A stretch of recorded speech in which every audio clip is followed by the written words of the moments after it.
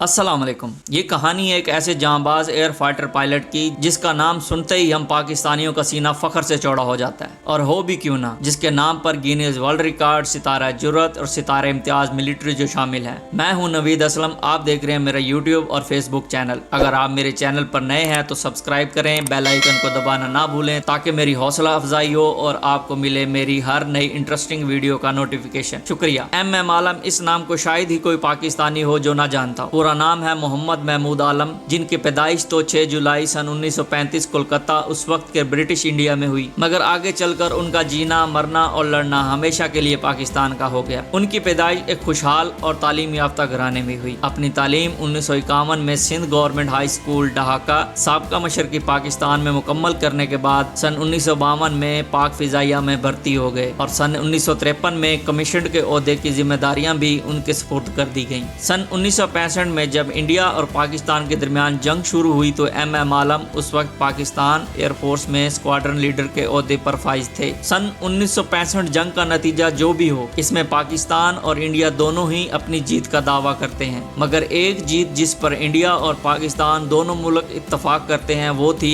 MM आलम की जीत, जो इस जंग में बतौर स्क्वाड्रन लीडर पाकिस्तान एयरफोर्स की तरफ से लड़ रहे थे। उनका कारनामा जो उनकी वजह शोहरत भी बना वो था 1 मिनट में 5 इंडियन हंटर जंगी त्यारों को मार गिराना। 4 त्यारे तो उन्होंने सिर्फ 30 सेकंड में ही मार गिराए थे। इस मुहिम में MM आलम साहब F-86 सैबर त्यारा उड़ा रहे थे, और क्या ही मंजर होगा उस वक्त जब MM आलम ने सरगोदा की फिजा में ये कारनामा अंजाम दिया। खुदा जाने या MM आलम साहब, उनके इस कारनामे की तस्दीक इंडियन फिजाइया भी करती है। मजमूई तौर पर इस मिशन में उन्होंने 9 भारतीय त्यारों को मार गिराया और 2 को नुकसान पहुंचाया, जिनमें 6 हाक हंटर त्यारे भी थे। 7 सितंबर 1965 का ये दिन पाक फौज की कैंप में लगे स्टार की वो चमक है जो शायद कभी कम ना हो। 1965 की जंग के बाद भी वो अपनी खिदमात पाक फिजाइया के लिए अंजाम देते रहे। 1965 के बाद 1967 में उनका तबादला बतौर स्क्वाड्रन कमांडर बराए स्क्वाड्रन अव्वल के तौर पर डिसाल्ट मेराज सोम लड़ाका त्यारे के लिए हुआ, जो पाकिस्तान एयरफोर्स ने बनाया था। सन 1969 में उनको स्टाफ कॉलेज के ओहदे से हटा दिया गया। सन 1971 की जंग में बंगाली होने की वजह से उनको त्यारा उड़ाने की इजाजत नहीं दी गई। सकूते ढाका के बाद